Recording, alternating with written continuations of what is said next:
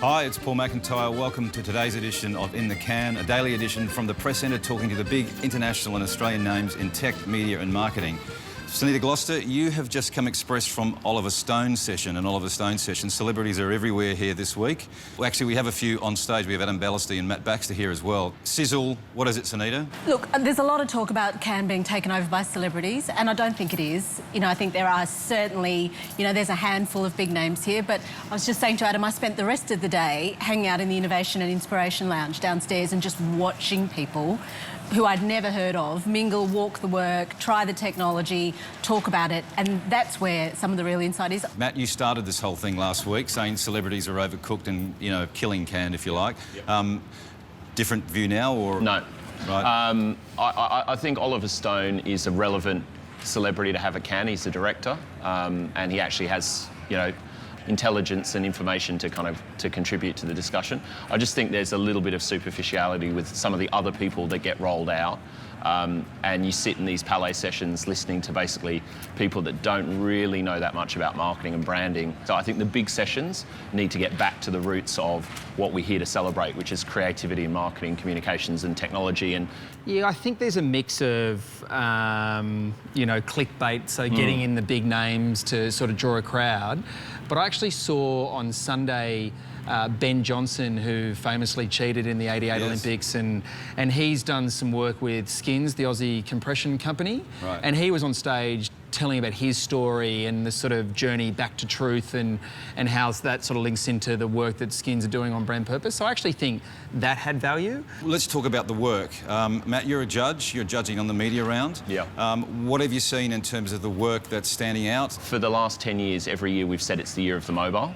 And actually, for me, the first time that I believed that to be true was this year, where consistently, in almost every piece of work that got traction in the room with a juror or a jury, was work that had a mobile anchor that enabled the consumer to participate with the campaign and engage with the campaign in a really meaningful way. And that then lends itself to kind of the next big thing, which is this shift away from kind of text-based language for mobile and social and moving into a really kind of a very visual format. With platforms like Snapchat and Instagram, we're seeing visual communication from brands being a really, really important thing. Last year, emojis were really big. Yeah.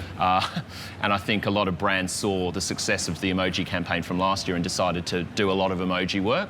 And so there were emojis everywhere this year. I think the New Zealand work for Mick Whopper, which is for Peace Day, bringing Big Mac and Whopper together. I think it's hilarious. It's a fantastic idea, which took them 5 years for their client to buy. Sunita, work. What have you seen? The thing I would look at, which is known to us all, is the Monty Christmas from John Lewis, Righto. which won a Grand Prix for creative effectiveness. And what you need to read is the statement by the jury, which said, although that work, which we all know and love, won the trending trifecta on Facebook, Twitter and Instagram, it was actually the delivery it did and the contribution to profit, which was an 8-to-1 ratio, which gave it a hands-down win as a Grand Prix. And I reckon that's at the heart of what the festival's about.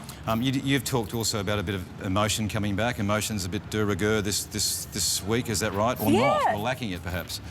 Well, it depends what time of day, but I think it's definitely been a frequently used word, I reckon, in the sessions that I've been in. Matt, have you seen any of that in your round of judging? Look, emotion always rules the room with the jury. I mean, that emotion is still the thing that gets the human response, both from consumers, but also from the jurors when they're looking at work. Historically, in the media round, a lot of non-media agencies have won your competition. Give us a hint. Will it change this year or not? I think this year it'll be balanced, but probably still favouring probably more so the creative agencies. I think the creative agencies are just going back to the point made earlier about emotion. I think creative agencies are extremely good storytellers, and a large part of Cannes is about telling the story not only to the consumer, but then the story of your campaign and how it performs. So I think in the room, the creative agencies tend to have really powerful case studies told extremely well, and media agencies are building that muscle gradually.